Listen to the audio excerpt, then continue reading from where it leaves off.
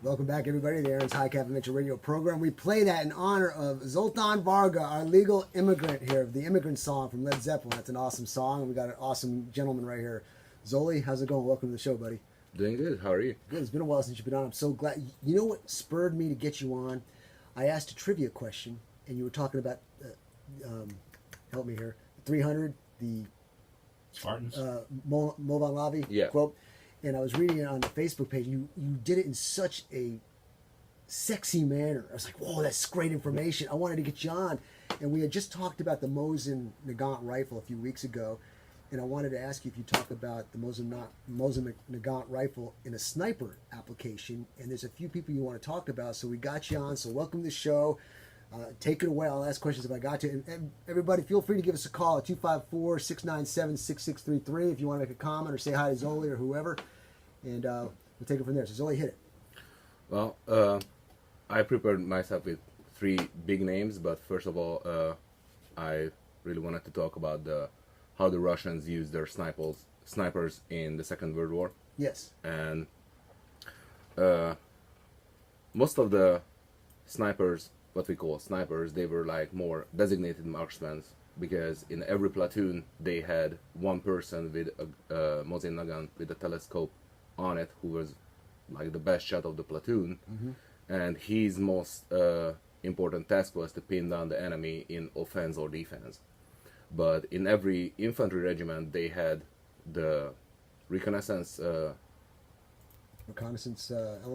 mm-hmm. And they had a designated sniper squad or sniper platoon, and they were these highly trained individuals or teams, who was trained in schools, sometimes at the front line, like in Stalingrad. They set up the sniper school in a chemical factory. Stalingrad, that was a battle in itself, man. Can I pause you for a second, though? Yeah. If I put you on the spot, let me know. But if you have a sniper in a platoon, keeping the enemy at bay, how does he do that? Out of fear that you pop your head up, you're going to get your head shot? Is that how he does it? Well, there's a saying, what I read when I read about snipers years ago, is in an army, in the war, a sniper is a long knife in the enemy's heart. For police and law enforcement, it's like more than a sculpture for a surgeon. Yes, okay. Technically, the Russian doctrines was more to put fear and put out the enemy's comfort, to reduce their freedom of movement. They just never know where are the snipers were operating, which zone or which part of the front, and would it be equivalent to, like, killed. I've heard the story where the third person is the one always in danger, so nobody ever wanted to be in the third position. Yeah. But somebody's got to be in the third position. So it's a mental war game that they're playing. Psychological. Basically, yes. Yeah. If you're thinking about an urban warfare, like in Stalingrad, and that's the first name, everybody saw enemies at the gates. Mm-hmm, that's right. The Vasily Zaitsev. They technically operated like they can be anytime, anywhere, and nobody is safe from them. Like, it can be just an officer in command, or it can be a guy who is pulling a telephone wire for communications. Everybody needs to be feared, and that's reduced the freedom of movement there. That's right. And options of maneuver. It's amazing what one man can do, right? Or one woman, actually. Yeah. Well, that film actually is really, really inaccurate by history. The most accurate thing in that film is the name. Okay. Because Zaitsev was a 35 years old guy from the Ural Mountains who was in a technical school before he went in the army. And in the movie, we can see an analphabet, narcissistic teenager who was crying over everything. But basically, is the aspect of him being out there in the location that he lived, hunting, is that a true aspect that could have enhanced his ability to shoot the weapon? He lost his parents when he was 4 years old, and he lived with his grandparents. He raised him, and they were hunting for a living. Okay, so you become accurate when you hunt like that. They had to be accurate because the ammunition was so expensive back in that time. And as you mentioned, women snipers, during the Second World War, Soviet Union trained more than 2,000 women snipers. 2 or 3? 2000. 2000, okay.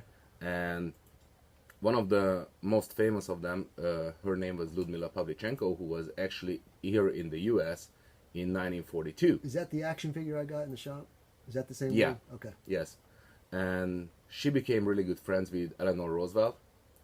And actually, the U.S. was in war in 1942 September. He's already jumped in the war, and the Soviet Union wanted to make the U.S. to open up a second front against Germany because they got so much pressure. And they sent a couple delegations here who was traveling all around the country. And one of this member of this delegation was Ludmila Pavlichenko. And she was like, so, what's the good word? Disappointed about the Americans. Like all the women were asking about what kind, where does she get her skirts and what kind of nail polish she uses in the front and lipsticks and stuff like that. And she was like, I'm more worried about bullet weight and powder charge. And she was so disappointed, and she was invited actually to the White House and lived there during her tour by Eleanor Roosevelt. And I think in Chicago she finally got a little fed up with the journalists and everybody, and she made a speech in front of over 2,000 people. And Is that recorded somewhere?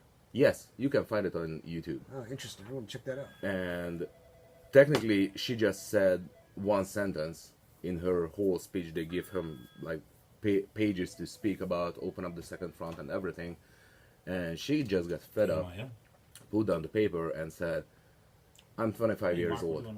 I was injured 4 times in combat, and I killed 306 Nazis. Stop hiding behind my back. Wow. And the whole crowd was just call outraged. Right back and I'll answer. Screw it. All right, thanks. That's incredible, man. It's amazing the different attitudes based on your experiences in life, you know? I think this country is ignorant to a lot of things because we live in regards to most of the rest of the world, we live in such easy living conditions that people don't realize what it takes to survive sometimes. We got a call? We got a call. Well, great. Who we got on the line? This is Matt, and who are you? And this is the High Cap Adventure Radio program. Hey, Matt. This is Mark Porter. Hey, what's up, buddy? I have a question for Zoltan. He and I were in Afghanistan about the same time. You got volume? And we saw the Chechen snipers. They used the Nagan. I was just wondering if you could extrapolate a little bit as to why that weapon is so good. It's been around for so long. Is it because of the mechanical features, or it's just the simplicity? What is it about that weapon that everybody loves and it hasn't changed since, it first came out? Well, let me make my first comment first from what I read. The ammunition, or the round itself, is an excellent round from what I've read based on ballistics. The weapon, like I discussed a couple weeks ago, 2-3 weeks ago, was a beautiful blend of metal and wood put into a rifle that was meant to be for a peasant, simple to use, and it always works. So Zoli, based on his question, with your in-depth experience and knowledge, what do you think? Well, also, over than that ammunition round, the 7.62 by 54R, is still active in most of the time military, because all the Russian heavy automatic firearms like the PKM machine guns, SVDs, using the same round and ammunition. Also, they produce more than 18 million of that rifle. So technically, it's easy to find, especially areas like in Afghanistan or in Africa, where in these hot zones, it's can be found because it's cheap and easy to use. The length of the 9130, the Mosin Nagan 9130, takes full advantage of a powder burn. So you're getting maximum velocity. It's reaching out there. I mean, it's got a 1,000-meter adjustable rear sight. So it goes out there quite a ways, and it leaves you quite a punch, too. Yeah, in the Second World War, sniper schools came out with this. They tested every rifle in the factory before they give it to the troops, and they have certain criteria what rifles were handpicked out from the lot to put a PU scope on it and use it for a sniper and give them to the snipers. An average sniper could hit a human-sized target from 800 yards, 800 meters, about 50% of chance. In 100 yards or 100 meters, it was 99%. So it's a very accurate rifle by its own. And also, the last name I wanted to mention is the most lethal firearm, most lethal sniper of all the time. His name was Shimohaya, and he was a Finnish. He fought against the Russians in 1939, and he scored 505 confirmed kills in only 45 days. That's a lot of bodies, man. We were just discussing, how does that happen? How can you do that in that short period of time? Under what conditions? Well, basically the Russian military in that time was more the infantry supported by armored, but the Finnish terrain and the Finnish environment was more woods, and most of the people of the Finnish army, as conscript soldiers, most of their time they spent out from their childhood in the woods. In the woods, yeah. They were hunters, they were trappers. It's just like back here in this country in the revolutionary times, you had the British coming wave upon wave in the red jackets, but we're taking Indian tactics, guerrilla warfare basically. Yes, and the Finnish soldiers were like going on skis everywhere, and quick movement. They had the white coats to camouflage themselves against the Russian, who were green, and they were like bright in the snow. Right. And they also set up these little sniper's nests. Sometimes they did, when one sniper hit on a platoon, they set it up like 4 or 5 sniper's nests behind each other, and they shoot from the first. Who's this? The Russians? No, the Finnish. Finnish, okay. They shoot 1 or 2 members from the first, and while the platoon figure out what to do and how to engage the first sniper nest, they just went back to the second one. Right. And when they are engaged the first sniper nest, they shoot another 2 or 3, and they just went back, and then they just disappeared because they were on skis or these how you call that, snowshoes. But the Russians were just in boots, and Sinking, if there's a 2 foot deep snow, good luck. Mark and I, he just called up, we would do lots of training together, and we would always make this comment, it's amazing what 2 people can do to a mass amount of people. You cannot get what you cannot see. And if you can't see it, those 2, those 3, or that 1 can cause a lot of freaking damage. And you just know how to implement the damage. So it's amazing what a sniper can do. What else can you tell us, Zoli? What are you Well, curious about? Did they picked that particular rifle, one, because they had so many of it. What was some of the, you said that some of the criteria for picking the rifle was if somebody could shoot that rifle at 100 meters, or at 100 meters with great accuracy. Was there any other thing that they looked at in the rifle? No, technically how they picked out these rifles is they put on a bench rest and in the factory, and they the rifle had to be in 100 yards, it had to be in a 1 centimeter 1 inch circle. In 400 yards, it cannot be more than 3 inches circle. Yeah, it's amazing. 5 shots. In mass production, you will wonder why some rifles would be better than the others. You kind of think, isn't the ammo? Could the ammo be fluctuations in the powders, the bullet weights? Not really. It can be the rifling or how Ivan get up in that day, and it was the first hour produce of his shift, or the second Friday gun or something. Friday gun. What about oh God, I just lost my train of thought. We were talking about the gun there. Oh, what about the laminated stocks versus hex receivers? Did that have anything to do with it? Or is it just the way they made it because they had more time to produce it in a much higher quality, and once it was really going, they had to produce them faster? Well, during the Second World War, when the Germans went offense and started to go in the Soviet Union, all the Soviet Union factories, they just tear it down and brought away on trains and trucks behind the mountains of the Ural, and they set it up again. Zola, we got another call. Welcome to the show. This is Matt. Who are you? Oh, this is Albert. Albert, how you doing? Thanks for calling the show. What can I do for you, buddy? Yeah, I was wanting to see how the Romanian Romac 3, the PSL, does on a hunting or a sniping platform. You know, how's that rated? Well, we got somebody who's just waiting to tell you. Well, the Romanian PSL, Awesome. the Romanian PSL is like a kind of hybrid rifle between the SVD and the AK, because the SVD using the short stroke gas tube system, and the AK has the full recoil gas tube system. So for sniping, it's not really good, but for hunting up to like 300 yards, it's pretty can work. And if Zoli said that's what it is, trust me, brother, that's what it is. Zoli, why don't you tell everybody what your history is real quick, so they have an idea where all this knowledge is coming from, because that's important for people to know.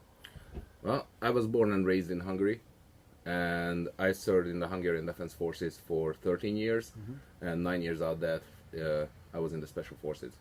Okay, so you got to handle so many different types of guns under different conditions and environments, and actually applied them into use, and you know what works and what doesn't work. So that's not only because you're a friend, but that's why we get you on here, because you're a plethora of information. Now, I've got probably a minute or less. You want to just recap anything and just say something good about that gun, or go out and buy it? Because I tell you, man, you can get yourself a nice 9130 for, depending on what it is, for under 400 or under, probably, unless it's in really good condition. I remember in Zola you could buy those for $69 a piece. I had the opportunity to buy them by the case lots for like, I don't know, $300. I want to shoot myself in the head for not getting cases of those things. They're beautiful weapons. Did you ever own one? Did you ever shoot them? No. A lot? We shoot one.